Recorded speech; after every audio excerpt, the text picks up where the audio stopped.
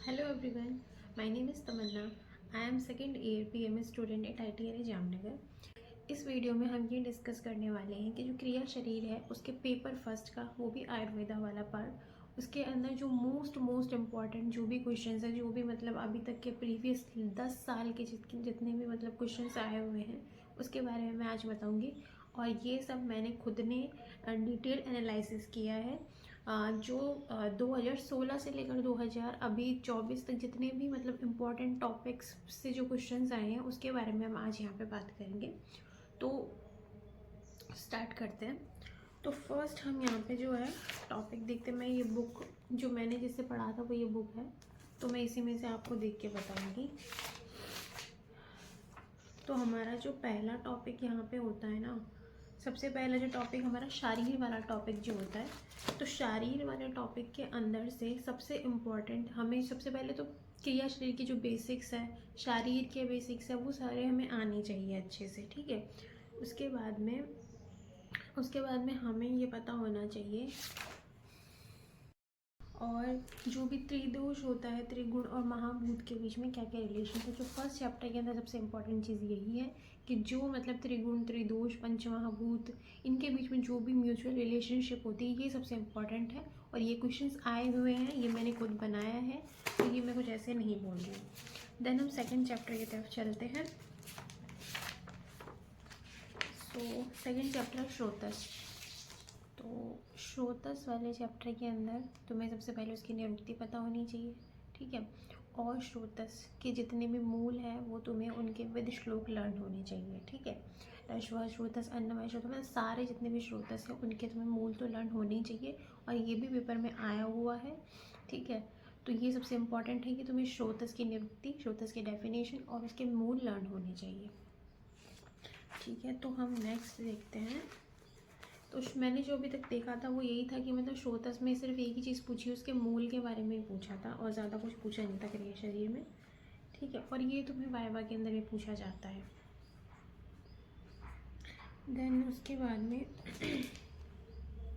तो जो हमारा फोर्थ चैप्टर है वो है कॉन्सेप्ट्स ऑफ त्रिदोषा। उसमें हमें त्रिदोष के बारे में पता होना चाहिए। तीनों दोष, वात, पित्त और कफ, जो भी तीनों दोष है उनका बेसिक्स तो पता होना चाहिए। और साथ में जो इसमें सबसे इम्पॉर्टेंट चीज़ ये है कि इसमें इम्पॉर्टेंट वही है कि जो दोष और ऋतु का क्या रिलेशंस होते हैं वो हमें सबसे इम्पॉर्टेंट यहाँ पे देखना है, ठीक है। इसमें एक क्वेश्चन तो ये था, मैंने देखा था कि दोष और ऋतु के बीच में जो रिलेशनशिप होता है वो, और इसमें प्राकृत और वैकृत दोष क्या होते हैं उसका भी तुम्हें पता होना चाहिए, ठीक है। और उसके बाद में आता है, ठीक है। फिर नेक्स्ट हमारे पास त्रिदोष के अंदर वात, पित्त, कफ, तीनों जो भी दोष होते हैं उनकी डिटेल्स के बारे में है, ठीक है। तो अब तुम्हारे पास में क्वेश्चन ऐसे आएगा कि वात दोष जो है उसके बारे में तुम्हें उसके सिनोनिम्स, उसके फीचर्स, उसके लोकेशन, उसके फंक्शन, वो सब कुछ तुम्हें पता होना चाहिए। और तुम्हें ये विद श्लोक पता होना चाहिए, क्योंकि ये चीज़ जो है वाइवा के अंदर भी काम आती है, ठीक है।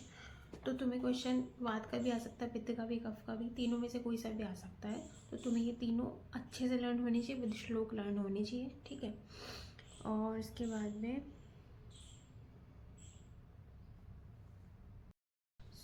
फर्स्ट चैप्टर में मैं एक चीज़ बताना भूल गई कि सबसे इम्पोर्टेंट जो मैंने मतलब अभी 10 साल के जो पेपर में मैंने देखा कि सबसे ज़्यादा क्वेश्चन जो है षड धातु पुरुष पे जो है पूछा गया है। अभी मैंने देखा, हाँ, षड धातु पुरुष जो है उसके ऊपर बहुत बार क्वेश्चन पूछा गया है। तो इसका तो ये तो बहुत इंपॉर्टेंट है, इसको अच्छे से करना। तो हम कहाँ थे, वात पित्त कफ पे थे, उस चैप्टर पे थे। तो वही तुम्हें कि उसकी प्रॉपर्टीज़, उसकी जो भी सिनोनिम्स है, उसके फंक्शंस, उसके जो भी मतलब टाइप्स है वात के, पित्त के, कफ के, वो सभी तुम्हें अच्छे से आने चाहिए, विद श्लोक आनी चाहिए, क्योंकि ये सारी चीज़ें वाइवा में पूछी जाती है और ये बहुत ज़्यादा इम्पॉर्टेंट है, ठीक है। अब हम आगे चलते हैं चैप्टर नंबर 5 जिसमें दोष क्षय वृद्धि। तो ये तो पूरा चैप्टर ही इंपॉर्टेंट है, क्योंकि इसमें वात पित्त कफ जो है, इसके वात का क्षय वृद्धि, पित्त का क्षय वृद्धि, कफ का क्षय वृद्धि, इसका भी तुम्हें विद श्लोक आना चाहिए। तो ये भी हर बार मैंने जो पेपर एनालिसिस किया उसके अंदर हर बार ये क्वेश्चन मुझे मिला था। तो ये जो मतलब क्वेश्चन होगा ये भी बहुत ज़्यादा इंपॉर्टेंट क्वेश्चन है, ठीक है। देन उसके बाद में हम देखते हैं आगे। चैप्टर 6 जो आता है वो है कॉन्सेप्ट ऑफ क्रियाकाल। अब ये इसके अंदर सिर्फ एक क्वेश्चन है जो सबसे ज़्यादा इंपॉर्टेंट है कि षट क्रियाकाल क्या होता है। ये पूरा उसी पे बेस्ड है, तो षट क्रियाकाल तुम्हें आना चाहिए। इसमें एक श्लोक दिया हुआ है, इसमें श्लोक दिया है, मैं बताती हूँ पढ़ के। संचयम च प्रकोपम च प्रसरम स्थान संशयम व्यक्तिम भेदम च यो वेत्ति दोषाणाम च भवेद विषम। तो ये सिर्फ एक श्लोक को थोड़ी सी लाइन देख के भी उसमें बोला जाता है कि इसको डिटेल में आगे एक्सप्लेन करो, तो वही है इसका मतलब कि षट क्रियाकाल तुम्हें आना चाहिए। तो इस चैप्टर में सबसे इंपॉर्टेंट यही है, ठीक है। और ये भी बहुत इंपॉर्टेंट क्वेश्चन है, ये ध्यान। इस चैप्टर में सबसे इंपॉर्टेंट यही है, ठीक है। और ये भी बहुत इंपॉर्टेंट क्वेश्चन है, ये ध्यान रखना। और आगे हम देखते हैं। फिर 7th वाला जो टॉपिक आता है वो आता है प्रकृति का, ठीक है। तो इसमें 2 टाइप की हमारी प्रकृति होती है, जैसे कि आपने देखा होगा, एक देह प्रकृति होती है, एक मनस प्रकृति होती है। 3 वही प्रकृति होती है, वात पित्त और कफ, ठीक है। तो तीनों प्रकृति के वैसे तुम्हें टीचर्स बोले होंगे कि मतलब तुम्हें इसका श्लोक लर्न करना है, बहुत बड़ा श्लोक है, हमने भी याद किया, तुम भी याद करना। ये तुम्हारे लिए बहुत ज़्यादा मतलब तुम्हें सेकेंड ईयर में भी काम आएगा आगे, ठीक है। तुम्हारे वाइवा के अंदर तुम्हें काम आएगा, और तुम्हारे जो थ्योरी के पेपर्स हैं हमें, वो भी उसमें भी बहुत काम आएगा। तो तुम इनको मतलब टुकड़ों में कर करके इसको याद करना, एक साथ तुम्हें याद नहीं होगा। एक श्लोक को हमेशा याद करने का तरीका यही होता है कि उसको तुम्हें लिटिल बाय लिटिल जो है थोड़ा थोड़ा उसको तोड़ के तुम्हें पढ़ना है, ठीक है। तो इसके क्वेश्चंस कैसे आए वो तुम्हें मैं बताती हूँ कि प्रकृति के क्वेश्चंस कैसे आए थे। तो तुम्हें प्रकृति जो है, कोई भी एक प्रकृति दी जाएगी, उसको तुम्हें वही डिफाइन करना, उसमें सारी जितनी भी चीज़ें आएंगी प्रकृति की जो तुमने पढ़ी है वो सब तुम्हें लिखनी है। वही श्लोक के अंदर छोटे छोटे पॉइंट्स दिए गए हैं कि मतलब जैसे वात के अंदर क्या होती है, इसकी स्किन ड्राई होती है, वो सारी चीज़ें तुम्हें लिखनी है, वैसे पित्त में और वैसे ही कफ के अंदर लिखनी है, ठीक है। उसके बाद में यानी कि उसके निरुक्ति फीचर वो सारे तुम्हें लिखने हैं अच्छे से।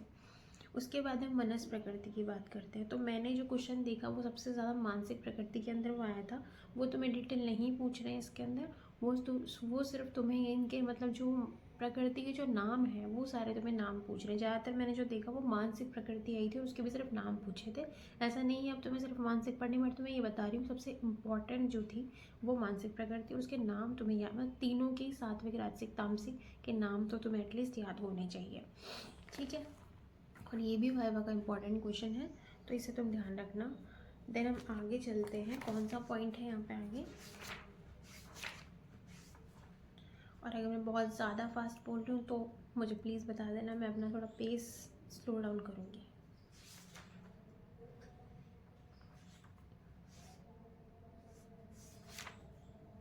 जैसे कि मैंने अभी प्रकृति के लिए आपको बताया, तो इस टेबल फॉर्म में जो है, टेबल वाली फॉर्म में तुम बना सकते हो। जैसे कि मैं तुम्हें एक एग्जांपल देती हूँ कि वात जो है, वात पित्त और कफ के अंदर हम बॉडी साइज या फ्रेम किस तरीके से लिख सकते हैं।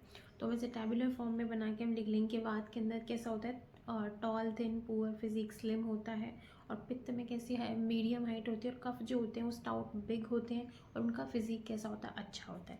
इसी तरीके से तुम टेबुलर फॉर्म में लिखना, और पॉइंट टू पॉइंट में लिखोगे तो तुम्हें तुम्हारे जो मार्क्स हैं वो भी अच्छे आएंगे, ठीक है।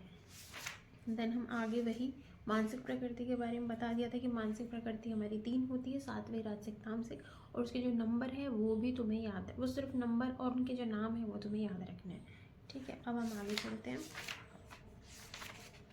तो अब यहाँ पे आता है आहार का टॉपिक, ठीक है, टॉपिक नंबर 8 है। तो इसमें आहार में सबसे ज़्यादा इम्पॉर्टेंट जो मतलब मैंने अभी तक एनालिसिस किया है, उसमें सिर्फ 3 टॉपिक ऐसे हैं, सिर्फ तुम पूरे चैप्टर में सिर्फ 3 टॉपिक है ऐसे जो सबसे सबसे सबसे ज़्यादा इम्पॉर्टेंट है। उनमें से सबसे पहले तो आहार विधि विधान है, और आहार परिणाम कर भाव है, और अष्ट आहार विधि विशेष आयतनानी। इन तीनों के तुम्हें श्लोक्स लर्न होने चाहिए, और इन तीनों का जितना भी मतलब मैटर तुम्हें लिखना है वो अच्छे से आना चाहिए तुम्हें, क्योंकि ये वाइवा के लिए भी इम्पॉर्टेंट है और तुम्हारी थ्योरी के लिए भी इम्पॉर्टेंट है। तो ये मैंने जो अभी 10 ईयर के पेपर मैंने देखे हैं उनके अंदर कंटिन्यूसली ये क्वेश्चन मुझे दिखा है, इससे मतलब तीनों में से कोई एक मतलब एक क्वेश्चन तो आया ही है, तो ये तुम्हें करना ही है, ठीक है। उसके बाद में टॉपिक आई थिंक, हाँ, तो जो नेक्स्ट टॉपिक है आहार के बाद में वो है अग्नि।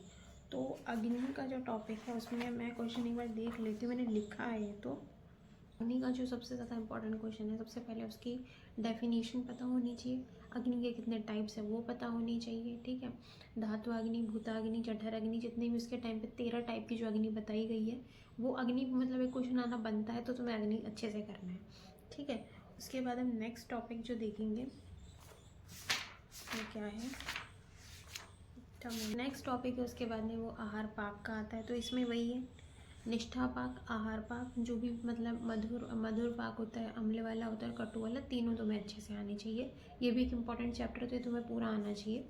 इसके अंदर जैसे सार किट विभाजन है, आहार पाक, किस तरीके से फूड का डाइजेशन होता है, सार और किट का विभाजन कैसे होता है, ये तुम्हें पता होना चाहिए। ये इंपॉर्टेंट इसके क्वेश्चन है। जो नेक्स्ट टॉपिक आता है वो है कोष्ठ। तो कोष्ठ की भी मतलब कोष्ठ की वही है, मतलब तुम्हें निरुक्ति डेफिनेशन वगैरह पता होनी चाहिए, और इसके जो कोष्ठ के कितने टाइप्स है वो भी तुम्हें पता होना चाहिए, ठीक है। तो ये भी इसका मतलब कोष्ठ वाले चैप्टर में से एक इम्पॉर्टेंट है, तो ये तुम्हें पता होना चाहिए। तो ये हमने जितने भी आयुर्वेदा के टॉपिक्स थे, मतलब पेपर 1 के जो मैंने भी डिस्कस करे हैं, मैंने अभी मतलब जितने भी मुझे क्वेश्चंस मिले वो रिपीटेडली यही क्वेश्चन थे। जितने मतलब मैंने को इम्पॉर्टेंट क्वेश्चंस मैंने देखे 10 साल के, उसमें रिपीटेडली यही क्वेश्चंस है। एक बार मैं फिर से जो है जितने भी क्वेश्चंस मैंने अभी तक 10 साल के 2017 से लेकर 2024 तक जितने भी क्वेश्चंस थे इम्पॉर्टेंट क्रिया शरीर पेपर 1 आयुर्वेदा पोर्शन का, वो मैं एक बार फिर से बता देती हूँ, ठीक है। तो एक तो शरीर वाले टॉपिक के अंदर सबसे ज़्यादा इम्पोर्टेंट था षड धातु पुरुष, ठीक है। उसके अंदर और एक षड धातु पुरुष था, एक जो उसके मतलब शुरू में हम जो देखते हैं, एक तो लोक पुरुष साम्य सिद्धांत, ये बहुत इंपॉर्टेंट है। दूसरा दोष धातु मल मूलम ही शरीरम वाला जो एक श्लोक है, उसको देखे भी कभी कभी जो है डिटेल्स में एक्सप्लेन करने को बोला जाता है, तो ये भी बहुत इंपॉर्टेंट है, ठीक है, शुरुआती वाले जो चैप्टर्स है। देन उसके बाद में आगे त्रिदोष आता है। त्रिदोष यानी तीनों दोषों के बारे में तुम्हें थोड़ा थोड़ा पता होना चाहिए, ठीक है। वात पित्त कफ, और जो भी उनके बीच में रिलेशनशिप्स होते हैं, किसके बीच में, पंच महाभूत के साथ में, रस के साथ में, धातु के साथ में, दोष के साथ में, जितने भी रिलेशनशिप की टेबल दी हुई है तुम्हारे बुक में, तुम चेक कर लेना। अगर तुम्हें नहीं पता है तो तुम मुझे कमेंट करना, मैं तुम्हें उसकी भी जो है मतलब एक तरीके से शॉर्ट फॉर्म में मैं बना दूंगी उसको। देन उसके बाद में आगे चलते हैं वात पित्त कफ, ठीक है। तो वात पित्त कफ तीनों तुम्हें अच्छे से आनी चाहिए, विद श्लोकास आनी चाहिए। इसमें वात का एक श्लोक आता है, वायु तंत्र यंत्रधर, ये क्वेश्चन था, उसको फिर मतलब आगे एक्सप्लेन करने के लिए बोला था, तो ये तुम्हें पता होना चाहिए। तीनों के तुम्हें श्लोक पता होने चाहिए, तीनों के जो भी मतलब दोष है हमारे, इसमें सिनोनिम्स पता होने चाहिए, टाइप्स पता होने चाहिए, उनके 5 जितने भी टाइप्स होते हैं वो तुम्हें पता होना चाहिए, फंक्शन लोकेशन ये सब तुम्हें अच्छे से पता होना चाहिए, ठीक है। उसके बाद में दोष के बाद में हमने कौन सा चैप्टर देखा, जैसे कि दोष क्षय वृद्धि, ये चैप्टर बहुत इंपॉर्टेंट है, ठीक है। अष्टांग हृदय के चैप्टर 11 या 11-12 है, ये तुम्हें अच्छे से आनी चाहिए, तुम्हें इनके पूरे श्लोक्स लर्न करने हैं, ठीक है। अभी तुम्हारे पास टाइम नहीं है तो तुम अभी के लिए स्किप कर दो, बट ये तुम्हें लर्न करना ही पड़ेगा, क्योंकि ये तुम्हें आगे बहुत काम आएंगे, आगे सेकेंड ईयर में रोग निदान में बहुत ज़्यादा काम आएंगे, तो तुम्हें ये याद करनी ही है, ठीक है। उसके बाद में फिर अग्नि आ गई, अग्नि के फिर वही टाइप्स है, उसका डेफिनेशन वगैरह सब अच्छे से करना है। आहार के अंदर तुम्हें 3 क्वेश्चन मैंने बताए थे, आहार परिणाम कर भाव और अष्ट आहार विधि विशेष आयतनानी, और एक को क्वेश्चन था आहार। तो 3 चीज़ें जो मैंने बताई थी, आहार के अंदर आहार विधि विधान है, आहार परिणाम कर भाव है, और अष्ट आहार विधि विशेषण आयतनानी, ये आहार में 3 टॉपिक सबसे ज़्यादा इंपॉर्टेंट है, ठीक है। और फिर हमने जो क्रियाकाल वाला टॉपिक जो देखा था, उसमें क्या था कि षट क्रियाकाल, वो तो इम्पॉर्टेंट है ही पूरा, उसको करना है तुम्हें अच्छे से, ठीक है। उसके बाद प्रकृति के अंदर तुम्हें वात पित्त कफ तीनों के फीचर्स अच्छे से पता होने चाहिए, विद श्लोक पता होने चाहिए, ठीक है। उसके बाद मानसिक प्रकृति के लिए मैंने बता दिया था कि वो तुम्हें नाम और उसके जो है मतलब नंबर तो तुम्हें पता ही होने चाहिए, ये इंपॉर्टेंट है, मतलब इतना तो तुम्हें पता ही होना चाहिए, ठीक है। तुम उसका पूरा डिटेल में ना जाओ चलेगा, बट उसके नाम पता होने चाहिए।